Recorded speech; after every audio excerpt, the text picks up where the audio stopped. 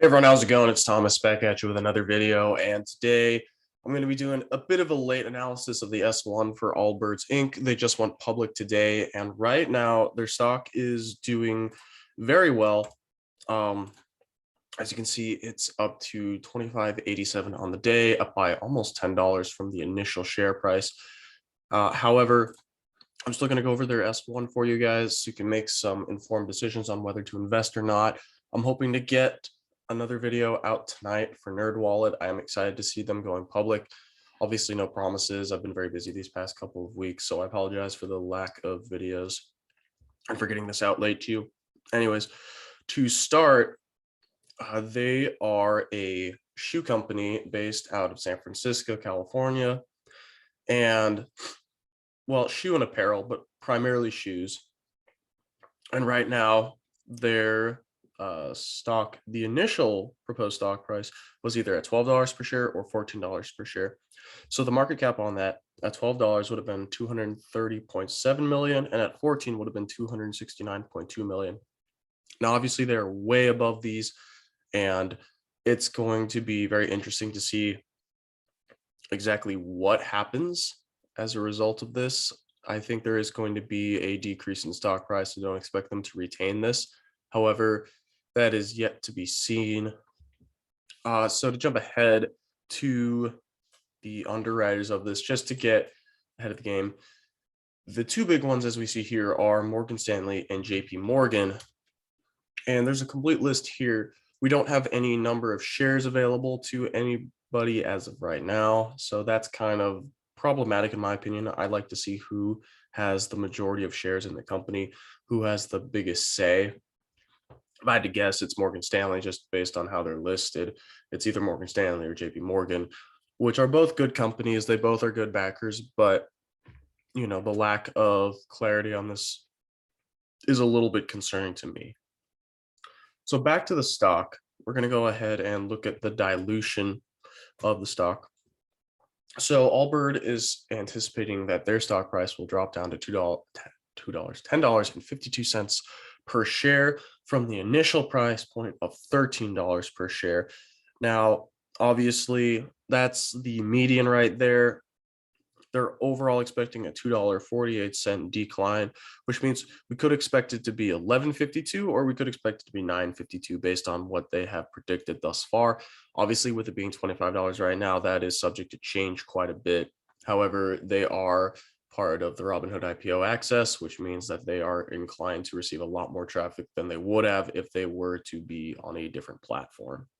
So the next thing that I am going to cover is the cash flow of the company. So starting here, as we can see, negative cash for the last 3 years of operations. And what I did like about this S1 is they provided a chart of what percentage each expense was making up in the company. So I appreciate the transparency on that right there. But the first thing, obviously, that stands out to me is continuous loss year over year. Obviously, 2020 was not a great year for companies, so there's an excuse there. However, this year they seem to be putting forth the biggest losses thus far. And the big thing for me is their cost of revenue is extremely high. We're talking close to 50% across the board, with the highest being 2019 at 49%. But still, this year alone, they're at 45.6%. The year's not over yet, so they could easily reach where they were at before. I wouldn't be surprised if they hit that 48% once again. So that's a substantial amount right there alone. And it's just in the selling at general and administrative expenses. So those costs are much too high for my liking. And I couldn't exactly find what it was that was making the cost this high for them. I suppose, at least not in this document. Outside of this, I'm sure it's readily available. But looking at their balance sheet, the plus side is they do have a substantial amount in their inventory, which is to be expected. That at least means that the company is putting majority of their assets into the product itself, which is good to see. It's not somewhere else, such as in debt, but their inventory does make up more than half, at least, or close to half of, I'm sorry, that is actually incorrect altogether. Their inventory makes up about half of their current cash assets, is what I meant to say, not half of total assets. So it makes up more than half compared to cash assets, but at the same time, they, the rest of these numbers, they look all right. Nothing that stands out to me all that much, with the exception of the additional paid in capital. That number is pretty high. And then also just the accumulated deficit is quite high, $92 million. That's a large number, and I'm wondering why they have such a substantial loss in that area, what it is that the company is funding at this time that's costing them so much with all of these attributes in place. So I think this is a good time to maybe talk a little bit about the company itself. Now, they are a shoe company, and the substantial thing about this company is that they are involved in high quality cotton shoes. That's the primary concept behind the product. And their shoes are relatively expensive, in my opinion. Now, I'm not a shoe expert, but what I'm seeing is their shoes range from about $80 to $130 per pair. And the idea is they are made with high quality materials. They're made primarily from cotton. And then there is another aspect to the sole, which makes them more like a synthetic material, which apparently provides for better comfort. Now, the other big thing about this company is they are a very environmentally conscious company. They're listed as a B Corp, and they are able to retain that because of certain requirements that they have fulfilled in order to be recognized as a company that is environmentally conscious. And it even says right here, that it's stated many times throughout the document itself where they are as a company. They're very aware of their carbon footprint. And so I think that's a very big factor as far as the cost of the shoes themselves, why they're so expensive. Now, I'm, again, not a shoe expert. Maybe these shoes are worth every penny they could be. In my opinion, I don't think shoes are worth $100 a pair, but that's neither here nor there. That being said, it's listed multiple times throughout this document what is the standing of the company with their B Corporation status. They obviously seem to take a lot of pride in it, and it shows that there might be a lot of influence on how they conduct business and what it's going to mean for the future of the company while retaining this status. So the next thing I'm going to cover is the dividend policy. Now, as usual, they have decided they are not going to be paying dividends. As it states in the document, we have never declared or paid cash dividends on our capital stock.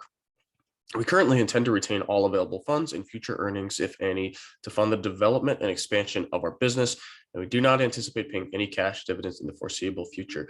But this is where it gets a little bit interesting. It says, additionally, our credit agreement with JP Morgan Chase Bank and contains covenants that restrict our ability to pay dividends. We may enter into agreements in the future that contain restrictions on the payment of cash dividends. So right now, JP Morgan, who is the top or the second underwriter of this document of this filing, is restricting them from paying dividends, which I think is interesting.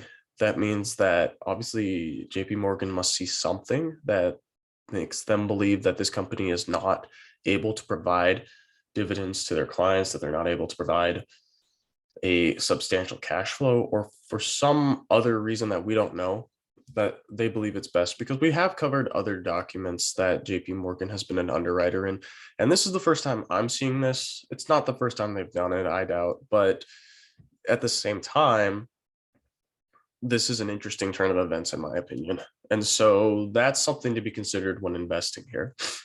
Now, the last thing I want to cover is the risks of the company. So a lot of these were not too important. There were a few, as always. So the first one here is we are subject to risks related to our commitment to certain ESG criteria, which we call the Sustainability Principles and Objectives Framework, or the SPO framework. And essentially this goes in with the type of work order that they have, how they conduct business. It all has to pertain to this specific framework, which means that this will probably take precedent over a lot of other company policy and other company future ideas. If they don't fit into this framework, they will not be implemented. So that's something to consider. They are working around this framework, and I don't know a lot about it. Maybe some of you are more informed on it, but that's something to look into if that is a concern for you as an investor. So the next one that I want to cover is this one right here: is our business is affected by seasonality. It's not a big deal. Obviously, a lot of companies are seasonal, but it is an interesting problem to have, I'd say. I don't know when their shoes are popular. They say that they tend to generate more revenue during holiday season, which makes the most amount of sense. But at the same time, something to consider there. Not a big problem, but nonetheless, still one that exists. The next one that I think is important is the operations of our suppliers, most of which are located outside the United States, are subject to additional risks that are beyond our control and that could harm our business financial condition and results of operations.